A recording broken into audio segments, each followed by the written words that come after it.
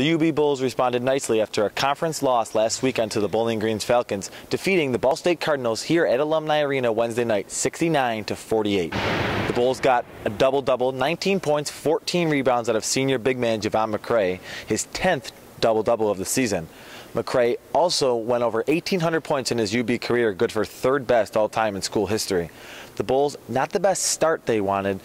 They only led Ball State by 7 at half and were shooting a very low percentage from the floor. They shot 31% in the first half.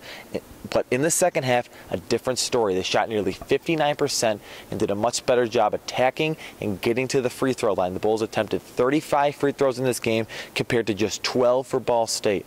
The Bulls connected on 26 of those free throws and 20 of them in the second half. It was a real good effort in the second half on both ends of the floor, offensively and defensively, just really bullying and winning what was for the most part an ugly game. But in conference, those are going to happen. The Bulls were able to scrape this one out and get the W. Some other stats I did like: the Bulls out-rebounded Ball State by 4, had more assists, forced more turnovers, had more blocks, and more steals. So winning nearly every category, offensively and defensively, were the Bulls in this one.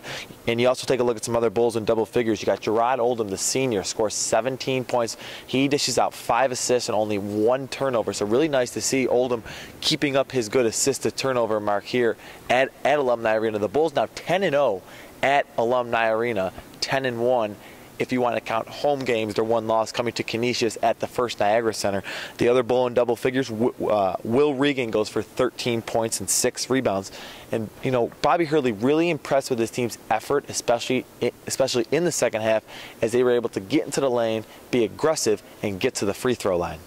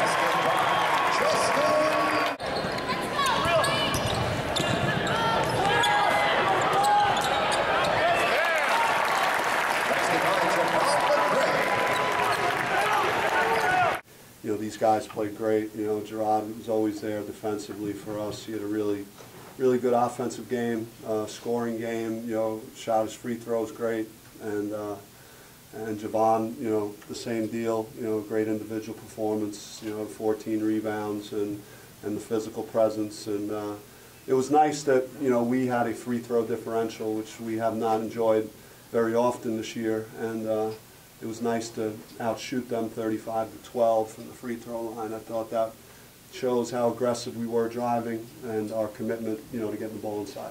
I mean, Javon's aggressive every night. I mean, it's not like he has one go-to move or nothing like that. Like, he's almost like a point forward out there. So, like, if you double him, he's going to pass it. If you don't, he's going to take advantage of who's guarding him.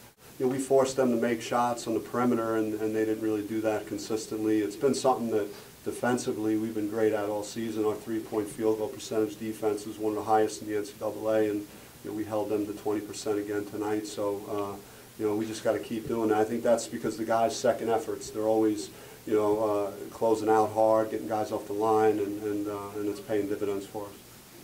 The Bulls improved to 3-0 on the season after suffering a conference loss. So it's really good to see that the Bulls are really getting themselves back up after a loss and putting in good performances to not really dwell on the loss and to move forward. They're now 6-3 in conference play, 12-7 overall on the season, and will return to action this Saturday at 7 o'clock when they travel to Central Michigan for another MAC battle. You're watching Bull Run TV. I'm Jonathan Snyder.